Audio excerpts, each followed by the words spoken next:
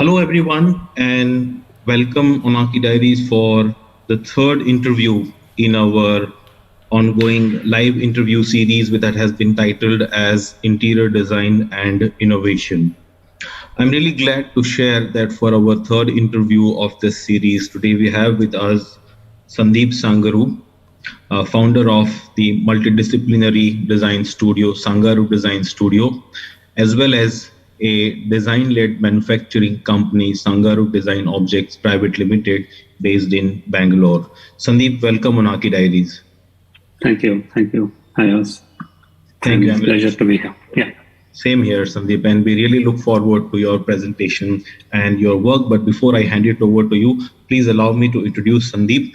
Sandeep Sangaru is a multidisciplinary designer, educator, entrepreneur, and a nomad by nature. He studied industrial design and has specialized in furniture design from the National Institute of Design, Ahmedabad, with a background in mechanical engineering. He owns Sangaru Design Studio, a multidisciplinary design consultancy firm, and founded Sangaru Design Objects Pvt Limited, a design-led manufacturing company based in Bangalore, India. Being multidisciplinary, Sandeep explores different mediums and materials. Since inception, his studio has been actively involved with the craft sector, working with local people, with local materials to create global products, as this is exciting and creatively satisfying. Teaching always is a refresher and he enjoys it. Photography and filmmaking are his passion, and he tries to create an opportunity to explore these mediums to document the fascinating ways of life in different regions. With this, I would like to invite Sandeep to make his presentation. Over to you, Sandeep. Yeah, thank you. Thank you. Should I share my screen? Please.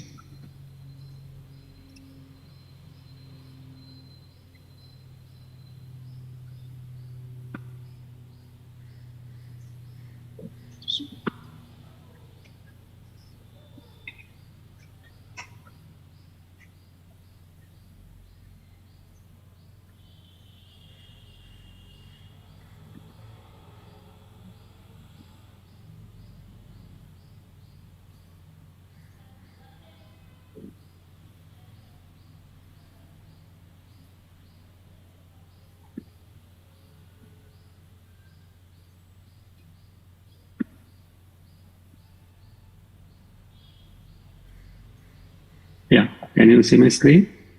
Yes, we can see the screen. Okay. Hi, good evening, everyone. Yeah, it is always feels strange to speak to a screen and without an audience knowing who's we. Thank you for having me. What I'd like to do is I'll basically I talk about my journey, and that has kind of shaped what I do and why I do. As a kid growing up, I always been like wandering around and always wanted to see opportunities that I can kind of go to and experience different ways of life and basically explore the world around. So my actual discovery of my skills came in after I joined the National Institute of Design in 1996. Before that, I was mostly kind of a lost child, kid trying to figure out what to do. So once I was here in the campus, it opened a lot of things for me. It opened my kind of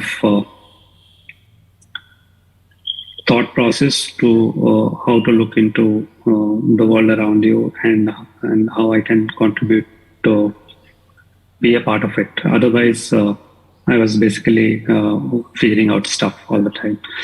And the time that I spent here gave me a lot of understanding of what is design, because before that, design meant something beautiful, something fancy, something looks good. But once I was there, I understood that it's a way of solving problems, finding opportunities, and it also made me a craftsman. So these are the images from one of my classroom projects way back, where the design brief that was given to us was to kind of design a chair which makes a statement. It has no function, but the whole idea was to, it has to make a statement, and we had no clue, because till then what we were learning at NID was to kind of solve problems, figure out ways to make the end user happy or comfortable, or work kind of design for the end user, rather than trying to create something more like an abstract object. So here the learning was quite, intriguing, because we never, through the process of that course, I never knew what we were doing. We were just conceptualizing, sketching away, and one of the concepts was finalized and we had to prototype. And through this process of spending the days at NID, as a student, it also made me a craftsman, because we had to make our own products by our own hands with the material and the machines and tools that were there. And I felt I should move after NID, maybe find a practice where I can work with hands more often, rather than go into a very industrial production setup. So I couldn't find much after graduation. So I went on to kind of do a lot of things, and worked in the film industry as cameraman, cinematographer, and special effects. Then it was not my cup of tea, but I was wondering what to do next. And I came back to NID and joined as a faculty.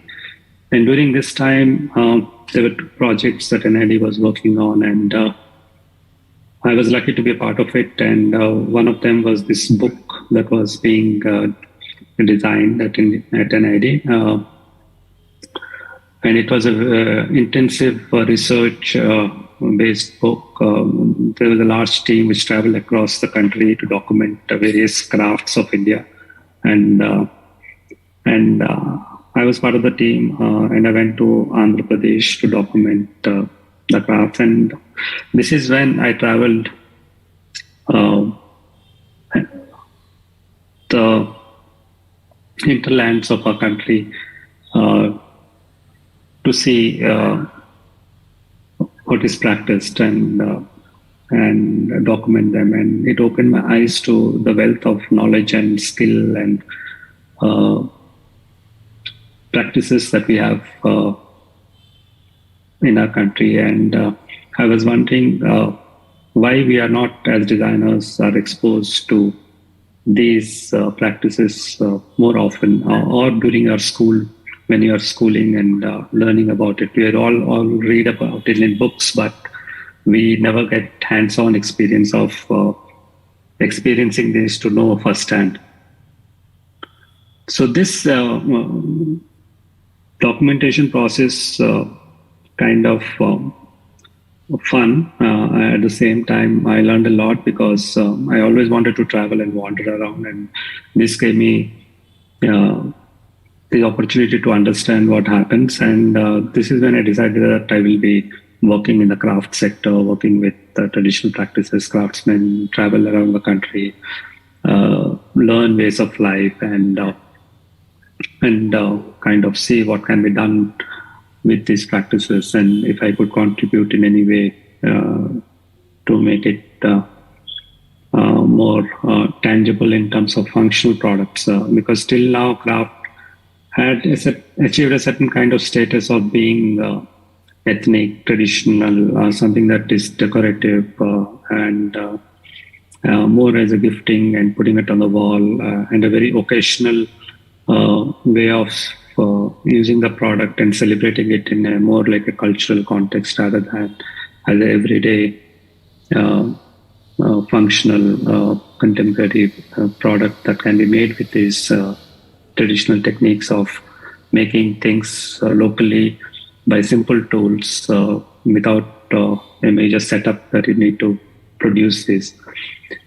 So I came back to the campus, and the next project then was I was asked to go to Tripura to train a group of artisans in to understand drawing and technical drawing, and how to read them and how to make a prototype out of looking at a drawing, and not to see something and make it, but kind of upskill them with certain skills that would allow them to interact with the outside world in a better way.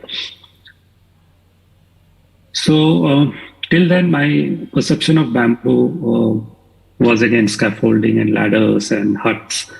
But once I landed there and I traveled to the campus, on the road I could all see was bamboo. Everything surrounding in Northeast is in bamboo. This was my first trip to Northeast, and Tripura was quite an amazing space. And this is what I saw, and everything was built with a single material and with simple tools. And I was wondering, as industrial designers, as we learn design, we work with industries and machines, tools, where we use a lot of resources. And here, everything was locally built so beautifully, which over generations reached a status that you cannot do anything beyond what's already been done, because they are so refined and elegant in their representation and function. So I was there to kind of give these skills to the artisans who are traditional craftsmen. And I learned a lot back from them than I could, I guess, give them anything. But this exposure of staying there for almost 2 months, traveling to different artisans, practicing different forms of art in bamboo.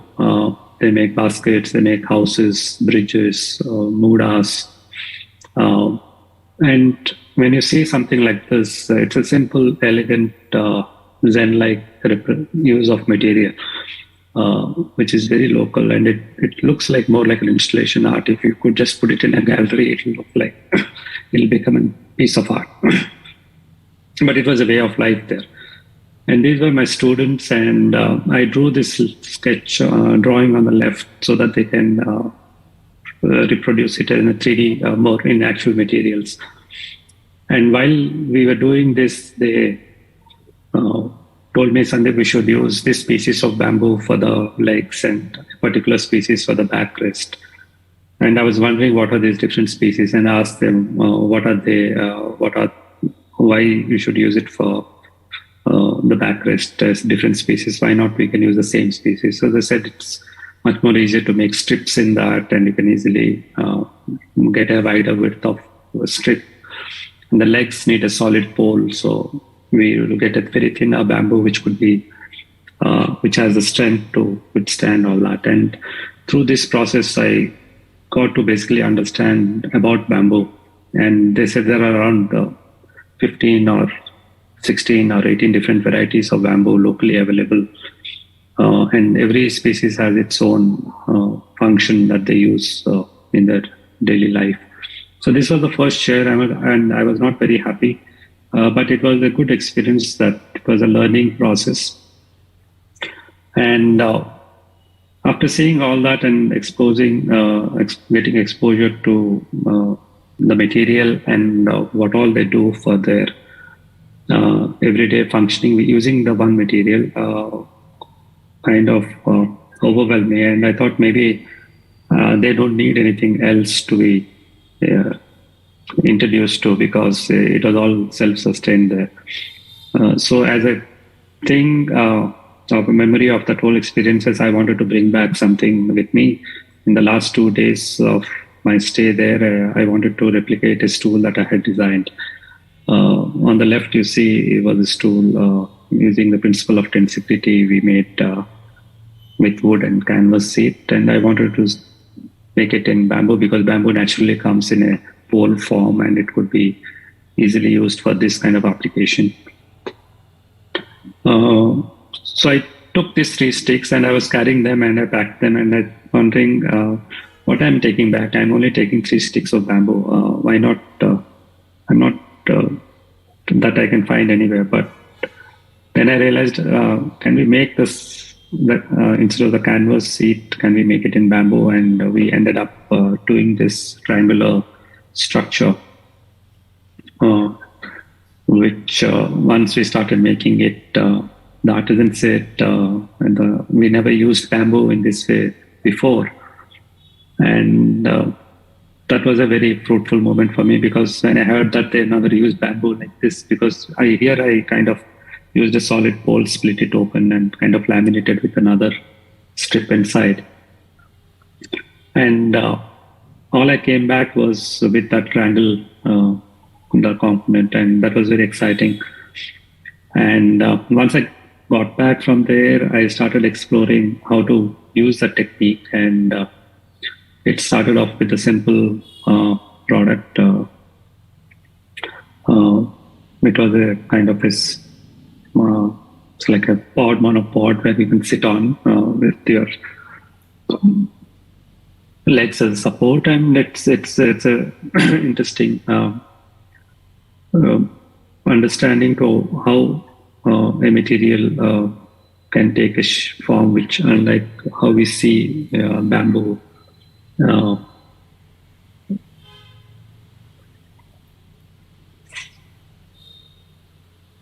So these are 3 explorations I started to do to understand how it will behave structurally if I change the shape, because triangle itself is a very stable structure. So then I wanted to give some shape to it, and again a function like a stool or a table and a crutch. So this whole exploration went on for a few months, and it caught my attention. It became my muse for next few years after that. And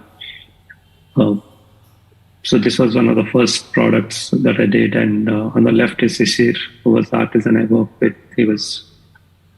He made the products. And I started exploring, and that's when I decided, okay, now I have to be on my own, travel the country, figure out crafts, work with materials, and take on it. So I came back, started my studio in around 2004, out of Hyderabad, where I work from home mostly. And I got this project from Tripura again to come back and develop some products. So I took this technique forward, and Sisir here was back as a master trainer because he was the only one who knew how to make using this technique. And we had a group of people, and he started. I made all the designs and drawing, and took out 1:1 printouts, and they started making these prototypes. So while they were making, they were very curious. What are they making? And they would always say, Sandeep, this is very thin. It's not going to hold the weight. It'll break, and the structure won't be steady. So here is Ratan. On the right, he was making a chair. And we started making these prototypes. It was a very exciting time. Even it was very new to me also, because I had just done a few of those explorations before. Here we are trying to build a range of products using the technique and trying to figure out. So here, once we made a prototype, we sat on it, and it all kind of worked. It was structurally stable, and at the same time, it was really light in its weight. Yeah, so this is a bookshelf. Again, trying to figure out its structural capabilities. And And in 2009, we won this award, Red Dot Design Award, and that kind of was the turning point. And I had no idea about this award. And one of my interns, he asked me, Sandeep, what are these things that are lying around? I said, this is something that we had developed, and nothing happened out of it, and they're just there. So he said, why don't you send it for Red Dot? And that's how we entered the award, and we won the award, Best of the Best. And then suddenly things changed. It was featured all over the place, and we were next to companies that were leading in design and innovation, and that gave us a motivation, and started getting emails from a lot of people. And we had our first show in China at the Beijing International Design Biennale. The show was Rethinking Bamboo, part of the larger Biennale's thing, and this was the first time we made the whole bench. And we won a lot of other awards and got invited to different places. And so that's how, when all this was happening, I thought, and inquiries were coming in for people interested to buy these products. And I would actually tie them up with the artisan who had made it, so that they can directly get in touch with the craftsman and get their product done. But that whole thing was not working out. So they always came back to me, Sandeep, no, we need these products, and it's difficult to kind of communicate and figure out stuff from the craftsmen. And so that's when I started Sangaru Design Objects. I had no understanding of running a business. I jumped into it. This was a piece of land belonged to my friend. They said, you can take it up and set up your studio. So it all happened in Bangalore. We quickly built things in bamboo, and we started refining the products. And it took us almost another 3 years to kind of sell our first product, because everything was new for me to start a business. Again, working with bamboo also was new, because it is not something easily available around. It's not off the shelf material. You need to go to a farmer, get the bamboo, get it treated, then process it, then start making the product. So it was a constant interaction with me and my craftsmen to refine the whole process, and slowly develop the skill set so that we create something that is unique and well made. Because this technique would need a lot of effort in making. Like it takes so many components to make just one frame of one side of a chair. Again, these are all made from a single pole which is split open and glued together, and then kind of take shape. And similarly, all the other products had a similar way of producing. So I had to train a new set of artisans and craftspeople to also do the finishing, because bamboo was again another material which was not very often used in large scale. So it was more like an artisanal material, but here we were trying to produce in numbers or in batches, and we needed consistency in production, finishes, quality. And this was our first set of products that was made using one technique of the bamboo, which we call Trust Me. And the whole time went into developing systems to make how to produce it consistently so that the quality remains steady when made by few artisans, because one chair is not made by one person, but a team of people who are working on different components. And when they come together, they have to come together well. So yeah, it took us few years, but it was a fruitful experience of trying to build something new from scratch and developing a new way of using bamboo, which took us all over the world, and we started getting orders. And but it was not like bulk orders, but like someone would just buy a chair or a shelf or things like that. And it went on for a few years like that. And it was quite a challenging time to sustain ourselves. One side we have passion, but when you're having a team, all the other things come into play to sustain them. So, and encourage them to kind of also practice the craft, because younger generation of artisans are not very keen to take the craft forward. So here was our first project. This was a boutique hotel in Beijing. It's called the Temple Hotel. And we got an order to do up the guest rooms here. And it was this was our first major order. And this hotel won the best boutique, one of the 10 best boutique hotels in the world later that year.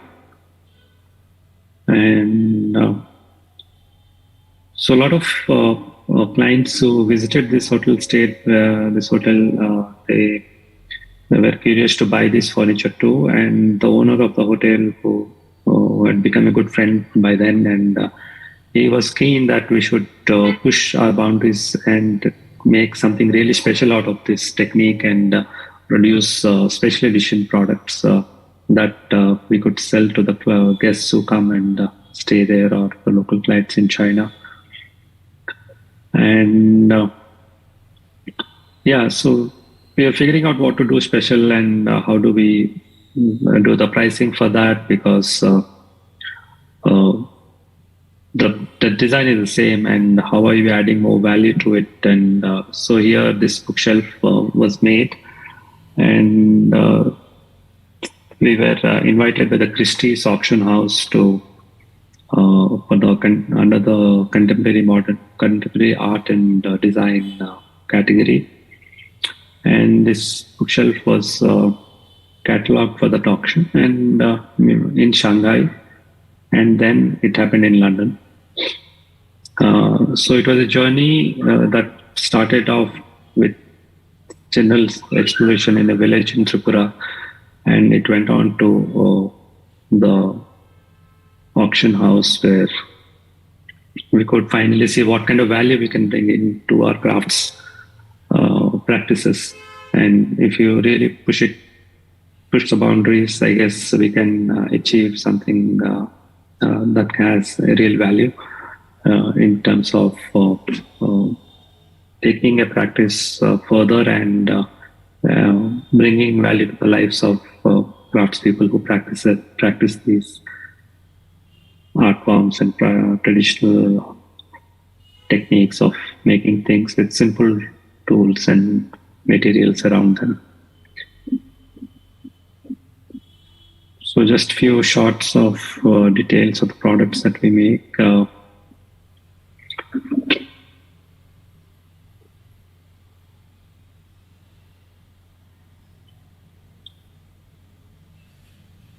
So over the period of time, we took the technique further, developed many more products, and the quality also started improving slowly, because the team started developing the skills to make it in a more refined form. So they look really well finished if you see them.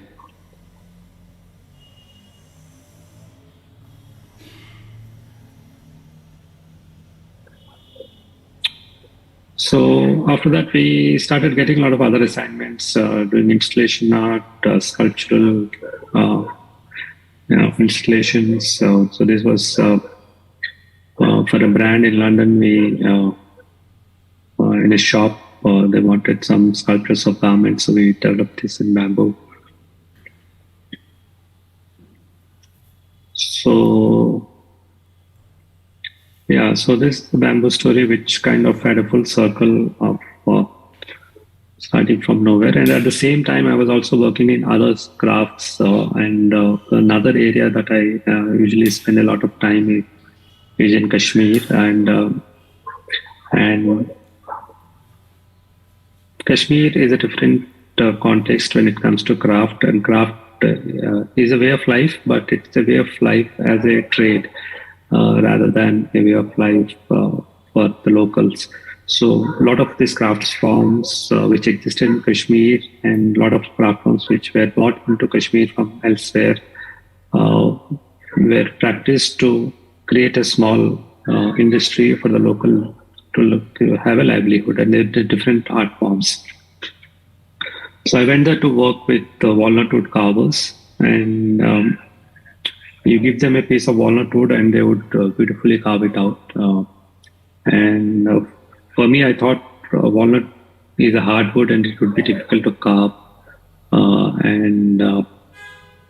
But the way they do it, it's like they're sketching on the wood and the shapes are coming out. So the project that I had was to kind of look into furniture as an product, and this is what they were making then. These are the kind of chairs and furniture they would make, and since it was not part of their way of life, the furniture was bought into Kashmir when the tourism industry came in and the hotels came in and people wanted furniture.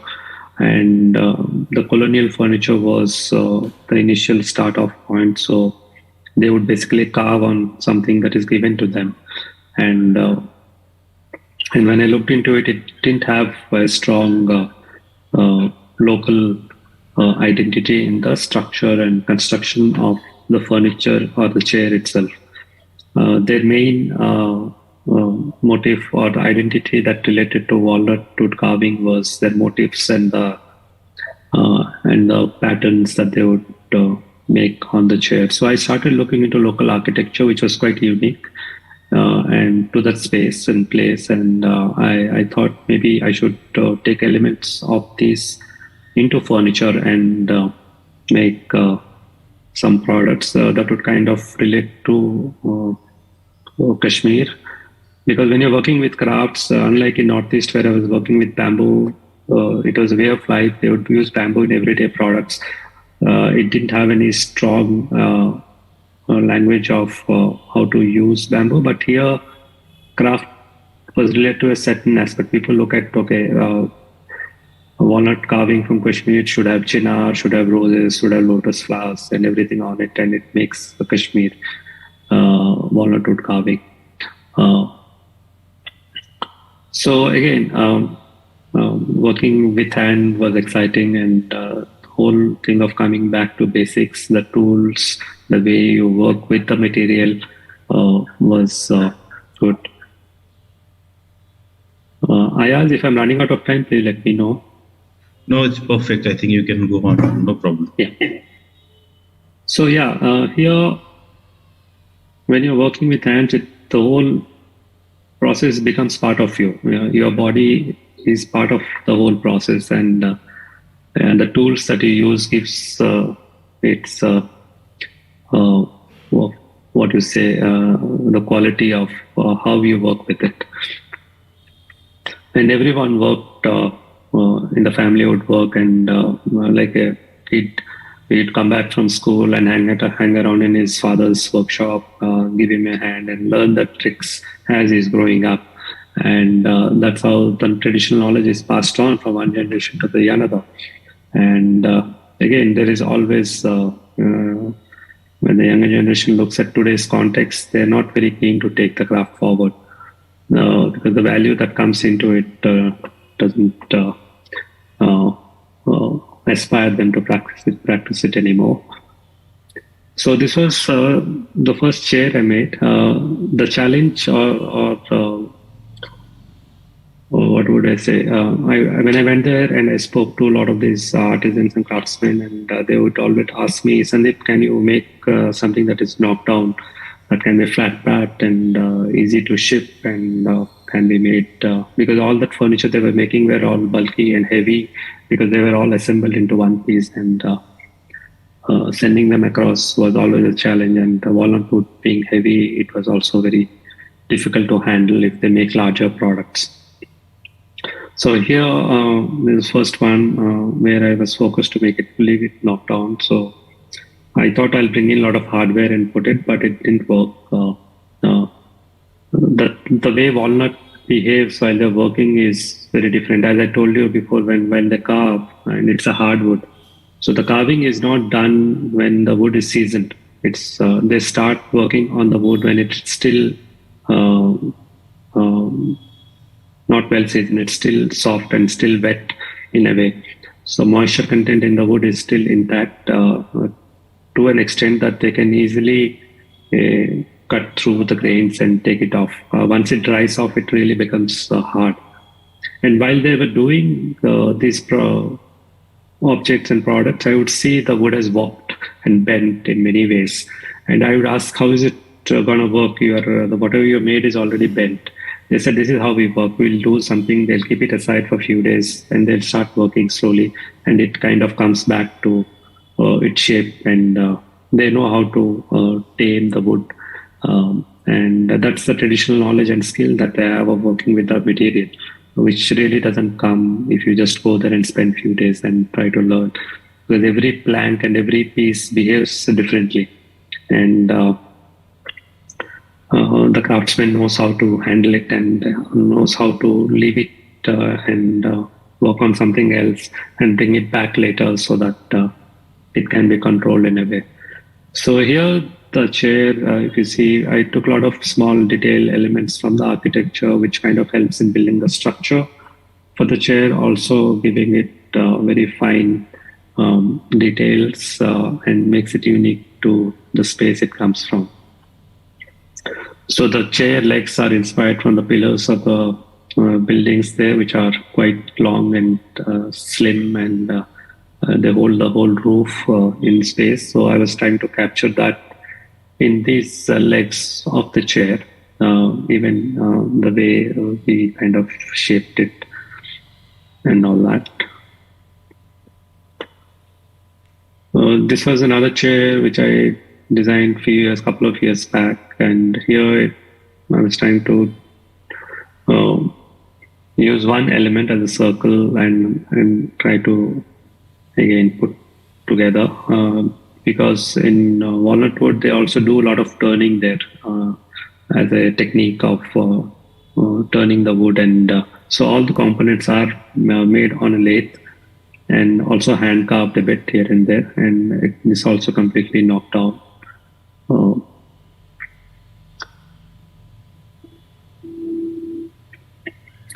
So my learning was always to kind of engage with the artisan, trying to figure out what are the challenges they face, because craft can always evolve to the next level, and how do we contemporize them and using the same set of skills and tools, but kind of reconfiguring it in a way that it belongs to a certain place, but still makes a lot of sense and in a changing world, and kind of maybe inspire the younger generation.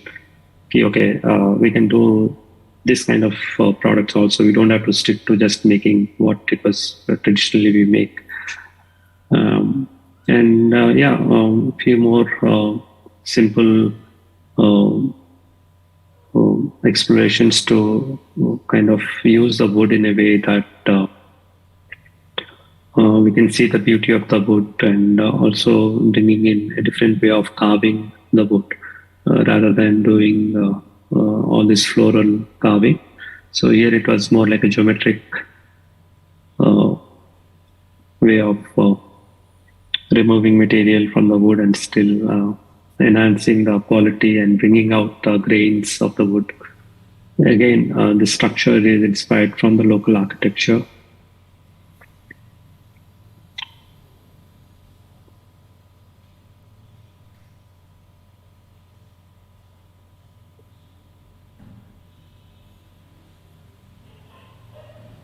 So when I was making these shades, they would always ask me, Sandeep, there is no carving on these products. How will it be Kashmiri chair? I said, we don't have to carve it to make it Kashmiri, but we can create a new identity. And whatever carving we do, we can do it really fine so that it stands out. If it's a little bit of carving, but that carving can be really fine work, so that it's just not embellished all over the product, but can bring out the carving. So this is another craft in Kashmir, which I was quite fascinated with It's called Pinjarakari, and it's lattice work made out of putting smaller pieces together.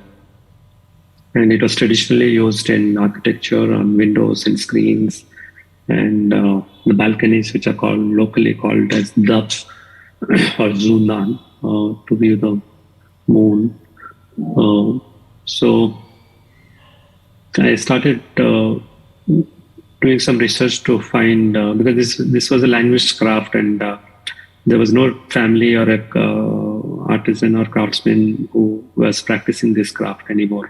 So through my research, I figured out that it was so intricate that it would take many days, and it used to be very expensive to make this craft, and patrons fast disappeared, and the windows were replaced with modern materials, and people slowly started not using them. So I went to a lot of houses, old houses, documenting these jalis. And so basically, this is made out of smaller pieces put together, constructed piece by piece with no glue or nail. It's all interlocking. And it was quite fascinating to see how it was made. And I was wondering how they made it 100 years or 200 years back, when there was no technology of AutoCADs or drawings. They would basically, and it's a geometric tessellation, so it has to tessellate properly for it to be perfect. And the scale was quite fine in terms of its making. So I started to kind of explore the idea to replicate and see what it takes to make. So these are a few samples that I tried making myself with a group of artisans there who were just carpenters. And with all that technology we had, we couldn't put this piece together perfectly. It had a lot of, so I guess it needed a lot more practice and training for it to become perfect. So I started working with Ashraf, who did my first project. I worked with him on my first project in walnut wood carving, and he had a team of carpenters we started working with, and we started developing the whole jali work. He used to repair the old jalis in buildings. So here, these two craftsmen, Tariq and Abdul, they used to fix those jalis. In the earlier picture, when I showed you, there were some broken windows and stuff. So they would basically go and fix those broken components, basically piece them together, put it back. And so they had picked up few skills of how to make them, and they were already making few things. And so that gave me a foundation to start off. So here, since they were usually traditionally used in architecture, and this craft would take a lot of time to make, so trying to figure out a way how can we revive the craft but still bring in value. So we started making products which would be more, the perceived value of the product would be more than just trying to buy a jali or a screen to put on the window. We're trying to figure out different ways to use.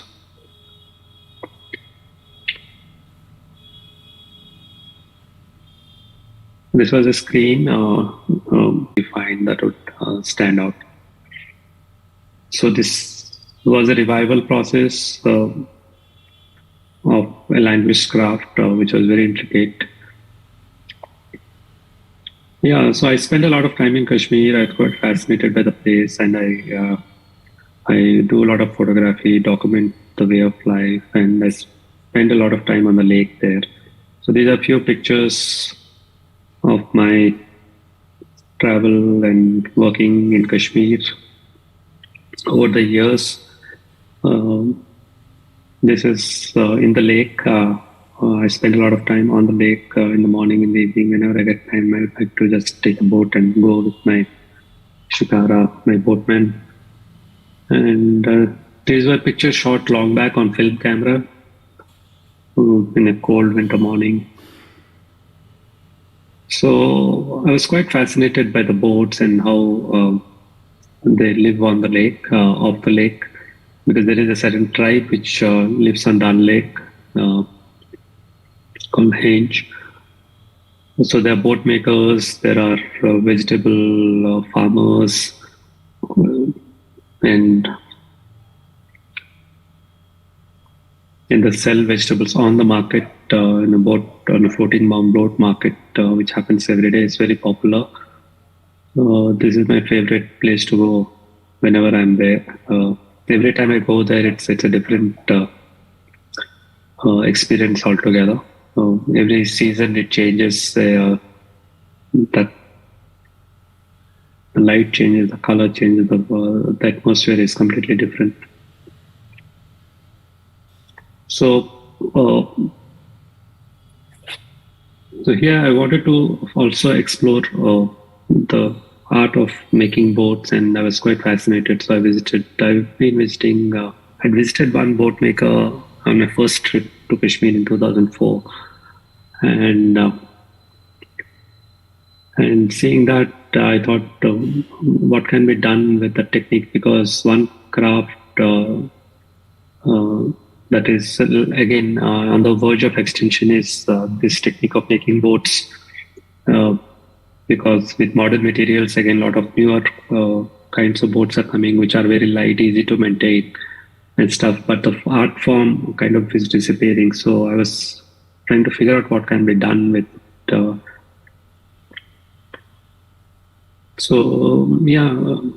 Over years, I kind of have been documenting it a while and trying to understand how it is made. And finally, I get back to make something with Hassan here, who I met 15 years back. And we basically were experimenting to make something. So it's a day bed. It's like a shikara. It's almost 12 feet long. We are trying to capture the essence of the iconic shikara, which is when you go to Kashmir, that's what you see on the lake, and it's the symbol of tourism there, and that became an icon. So I played with that form and understanding. So with Harshan, when I sat there, he gave me a full lesson of how many kinds of boats are there and how many kinds of boats they make and what is each boat made for, and what are the proportions, length, sizes, and it was quite exciting to know all the details. And finally, we could build this. And similarly, I was also quite fascinated with other things. So this is again. Traditionally, they used to make bridges in wood. This was one of the last surviving bridges in Kashmir. They have restored it now, but I was quite fascinated by the way it was constructed. So I took that form and I was trying to see if I can make a replica. So it was like a scaled down version of the bridge. But again, trying to see if we can replicate the whole construction technique in that scale. So yeah, there are a lot of other things. Chennapatna,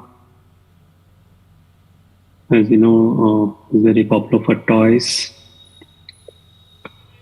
And I also went there to make smaller objects, toys or fun objects, colorful things. And again, the team that I met and artisans, they said, Sandeep, again, we have to make hundreds of toys to make a good living.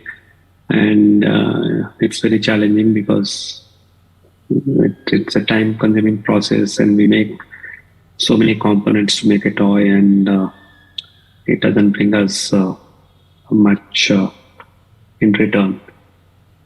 So I was wondering what can be done with it. So I started thinking about the whole idea, because the limitation of Chennapatna was they can only make small components, and furniture was beyond their imagination. But I was thinking if I could make a furniture out of smaller components and bring them together.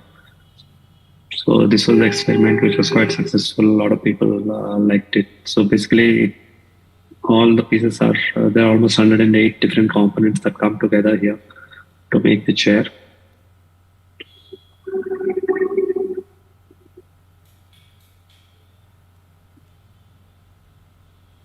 So yeah, this experiment keeps on because with colors we can try different ways of using it, and we are still exploring different ideas.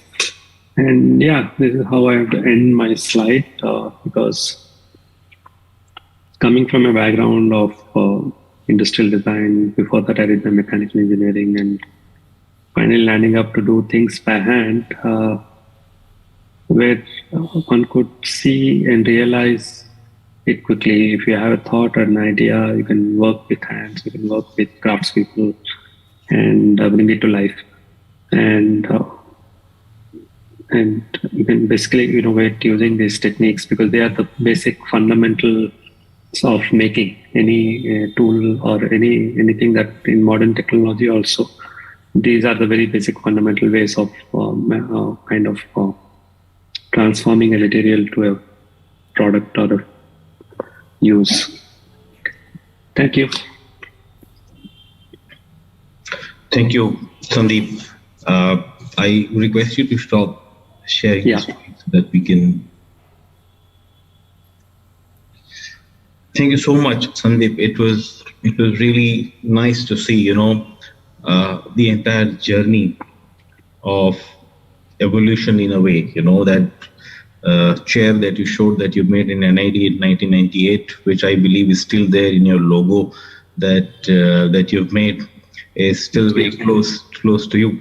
But from that point onwards till the last piece of furniture that you showed, the Channapatna, there's a consistent, evolution of in terms of methods, in terms of processes, the material, whether be it bamboo or whether it is timber, has been taken to its limits.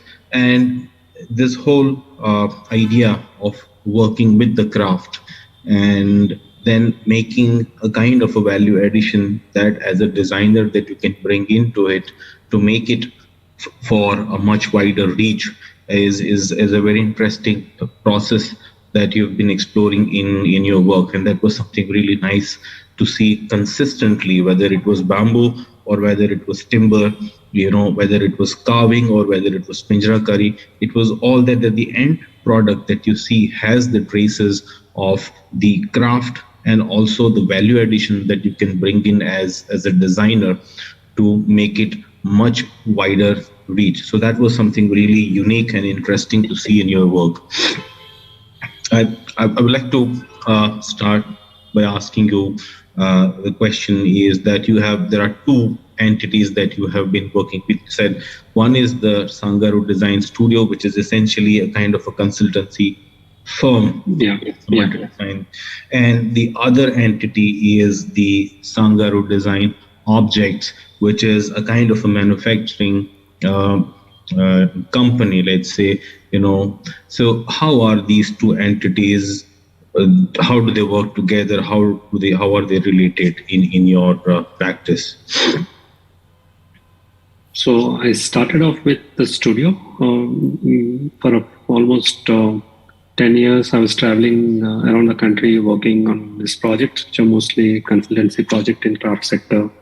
I was teaching a lot in different design schools. So basically, that was the starting point for me to kind of work on projects, which gave me this in-depth understanding of the craft sector in the country. But as I was talking, all these projects never connected the dots from the craftsperson to the market with design or whatever innovation being in part of it. How do you take the craft? A lot of projects were there. People would go and design with craftspeople, and they would move on to another one. And that's what I did for almost 8-10 years. And I was wondering what I'm doing all these years. I'm enjoying the whole process of traveling, working with hands, designing these exciting prototypes, but they would never reach the market because everyone would go back to their original self after that. That was an exciting stage, like 3 weeks, 4 weeks. Okay, we work and we make these things, but then you go back to your own way, and these projects were never kind of taken forward, or they were not pushed, because everyone had their own way of doing things. And I started this company after we won that award for bamboo, and people started inquiring about where they can buy these products, and I would actually put them onto the craftspeople, but that was never happening as a transaction that would benefit so people were liking the products, but the delivering of the products was not. So I thought, why not start an entity which would connect the dots. It's basically is not a manufacturing company, but it's basically working with craftspeople. This entity helps in selling the product. We have our own studio where we prototype, build. So most of the final finishing, packaging happens in the studio, in the Sangaru Design Objects company. So it becomes an entity where we work with craftspeople, get the products, and sell it across. So that's how that whole company started. I guess, and both are interlinked, because the studio deals in designing and developing new products, reviving craft and stuff, and the other company takes care of making sure, okay, whatever you're making can reach out to the market. People would buy, place orders, and that's how we can build a whole craft community or practice. Yeah.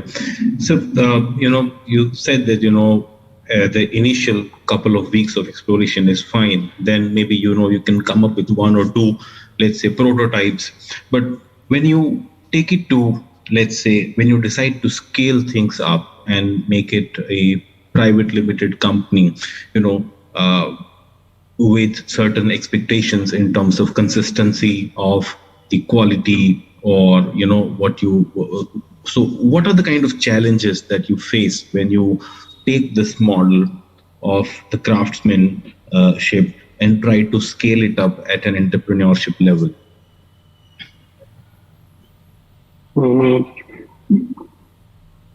To be honest, I was never sure when I started the company what it should be. So basic idea was to have an entity that would connect the dots, have access. We can have an access to the market instead of taking the product to a craft bazaar or a crafts mela, which is not the context that I was wanting to explore. Because and here we were trying to create an entity where we are liable for the deliverables rather than you go buy it from somewhere and there is no connection from who you bought it from, and so there is no relation to where it came from. So my basic starting point was that having a private limited was because we wanted to raise funds to build this company, because it takes a lot of time and effort to kind of have that, and I didn't have that support to push myself. But anyway, things didn't shape up, so everything we had to do was by ourselves. We had to generate our own revenue and put it back into the company, or I would bootstrap from friends and family and start the company. But anyway, the whole idea is still now, after almost we are in the 11th year this year, we still function that way. We don't have a website, we don't have a retail outlet, because the whole idea of that experiment was to connect to the market. We keep on innovating, developing new products, and have a venue to sell them. So the artisans that we work with, or the communities that we work with, okay, they believe that, okay, this person is serious about doing something and taking it from one point to another point. Otherwise, it becomes difficult. Okay, the 8 years that I traveled and worked as a designer, you go there, everyone is not serious. Okay, there is 15 days of fun, we'll make something, and I go on and they go on kind of different paths. Yeah. So I guess basically this company still remains that, and mass manufacturing, or what is the scaling up, is still a challenge, because the whole it's a slow making process. It's something that we cannot compete in like industrial methods. But The whole idea is to kind of demonstrate that we can create high value, good products that can create a market, and we don't have to make products cheaper by cheaper every day, so that, because that's what had happened, because the craft deteriorated over many generations, because people always wanted to make the product cheaper to compete in the market. And if you give 10 rupees to a craftsman, he'll put in 10 rupees worth of effort into it. If you give him 100 rupees, he'll put in 100 rupees worth of effort. So it's basically that. So how do we bring that, and without losing the main aspect, to innovate and push the boundaries, rather than trying to put it in a cupboard and say, okay, this is a craft that belongs to this place. Kind of celebrate it in that way, yeah. I was going to your Facebook page also, and there's a very interesting poster that you have put up with a hashtag handmade in India, which was also, I came to know, the title of the book that NID came up with. You've also said that, the craft sector is still, all said and done, is the second largest sort of employer after, let's say, the agriculture. And what it needs is a kind of an economic growth model that you need in order to support that particular sector. So do you think that the kind of a model that you have been developing could be seen as one of the alternative, as that could be very well worked out in the context of India's craft sector? Yeah, I think so. Yeah.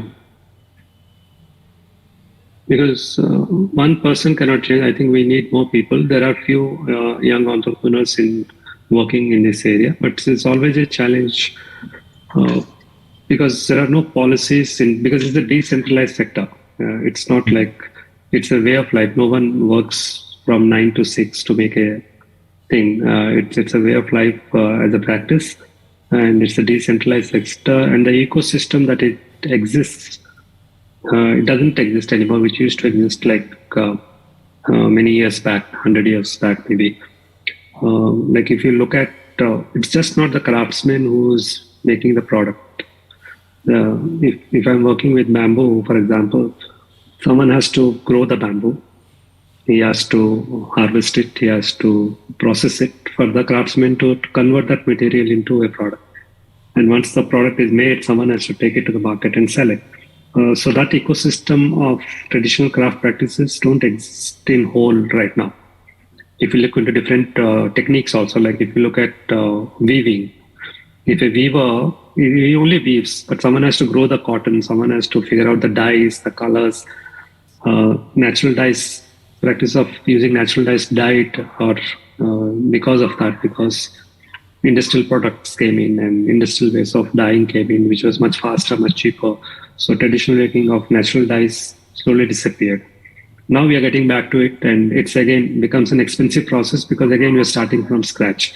Until unless we have larger segment of people practicing it, it would again become a niche category of products. So I think this ecosystem has to be developed, and it has to be a policy that the government or the policymakers have to look into and see how we can take this second largest employer to become more structured in a way, and show them a way that, okay, if someone is making a dye or someone is growing bamboo, he can have a good livelihood doing that. Yeah.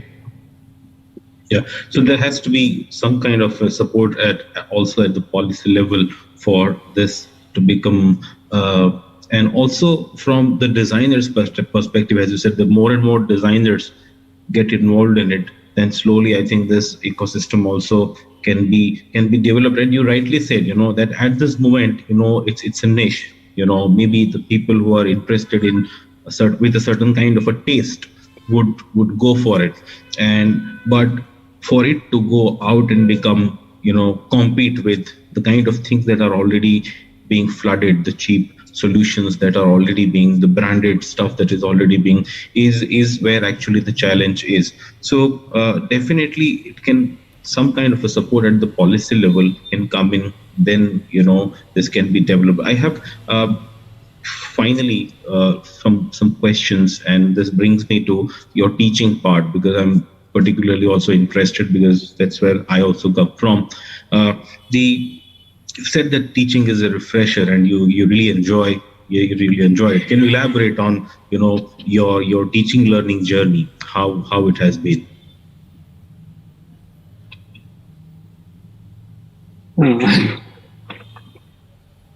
It just happened. One day I got an email from NID asking if I'd like to come back and join as a faculty. So it was a contract for 2 years, and I was working in the film industry, and I was not sure what to do next. So I was in this limbo: or should I get back to furniture? Should I take up a job and do furniture, or make for my own furniture? And this email comes in, and I said, okay, let's try this out. All that I wanted to do was go back to NID into the campus, because that was something which I really loved, the space. And I thought maybe going back for 2 years would give me the time and space to figure out what to do next. And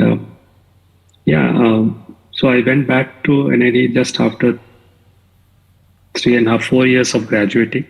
So I was still young, and I was on the other side of the table, and I was colleagues with my teachers. So it was quite a thing. And I guess when you're a student, you see it from a different perspective. But when you're on the other side of the table, and especially in design teaching, since there are no set rules, no formulas that you can just put it there and say, okay, this is how you want to solve your problem, and you'll get your solution. So I guess those 2 years being with my teachers, teaching along with them, was a big learning of how actually the whole ecosystem of design works. Of course, as a student, you learn things, you go out in the industry, you practice, and I came back again as a teacher. And